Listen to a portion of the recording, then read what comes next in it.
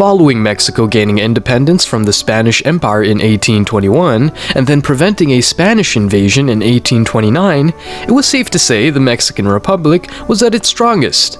And what did nations used to do after successfully ending a war? If you said, start another one, you'd be correct.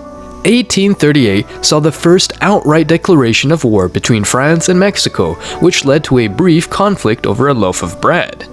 It doesn't seem like the most traditional reason to start a war, but as we all know, the French have always been a bit different to everyone else. After Spain acknowledged Mexican independence in 1830, infighting occurred with multiple different factions and gangs fighting for control of the nation. Meanwhile, France was attempting to become a major trade partner to Mexico. This plan ultimately failed due to competition being too strong, with the United Kingdom and USA having the best diplomatic relations with Mexico. Because of this, French goods were met with higher taxes. Our story begins in 1832, when a French chef known as Monsieur Remontel insisted that Mexican officers looted his pastry shop in Tacubaya, and thus reported it to King Louis Philippe years later. Remontel demanded that he was paid 60,000 pesos as reparations for the damage. This was obviously refused by the Mexican government, as his shop was only valued at 1,000 pesos. Seems to be the French have always been a bit stingy.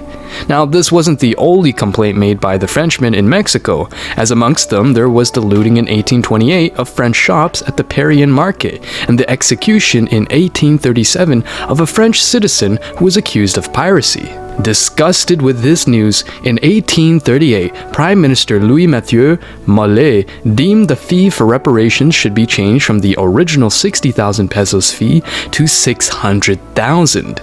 This fee equated to 3 million francs, which was quite a large amount at the time. However, it was even bigger for Mexico, as the average daily wage totaled to 1 peso to 8 Mexican reals. The then president of Mexico, Anastasio Bustamante, didn't only not make the payment, but completely ignored the French and dismissed their claim. France swiftly responded and ordered a fleet under Admiral Charles Baudin to declare and carry out a blockade of all Mexican ports on the Gulf of Mexico from Yucatan to the Rio Grande. Whilst maintaining the blockade, the French fleet bombarded the fortress of San Juan de Ulua, which was used as a prison and palace, and most importantly overlooked the port of Veracruz, which would be the landing place for a planned French invasion of Mexico. It wasn't long until the French forces managed to successfully capture Veracruz, after being met with next to no resistance. Port Veracruz was captured in December 1838. Meanwhile this was happening, the Mexican government was too busy sitting around, eating tacos and talking about where they were going on holiday. It's up to you if you'd like to believe that or not, but finally, following the capture of Veracruz, Mexico declared war on France. With Mexican trade routes cut off, they were forced to smuggle all of their imports from the Republic of Texas, which at the time was an independent nation.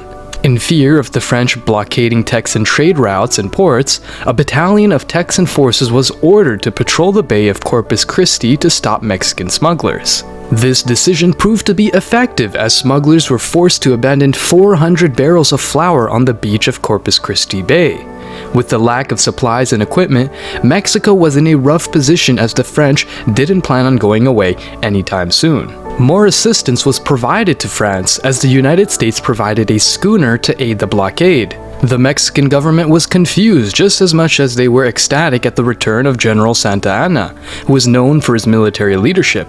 After the government accepted his proposal to help fight the French, he led Mexican forces and fought at the Battle of Veracruz and was present during the entirety of it, until he was shot in the leg by the French grape shot.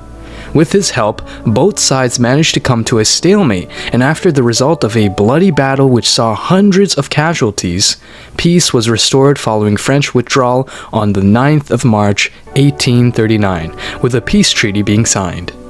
The treaty led to Mexico agreeing to pay 600,000 pesos to French citizens, whilst France agreed to improve trade and diplomatic relations. The story didn't have a happy ending though, as Mexico never made the payments, which ultimately led to the second French intervention of Mexico in 1861. Thank you for watching this Everything History video. We hope you learned something about the Pastry War. What did you make of the video? Let us know in the comments down below.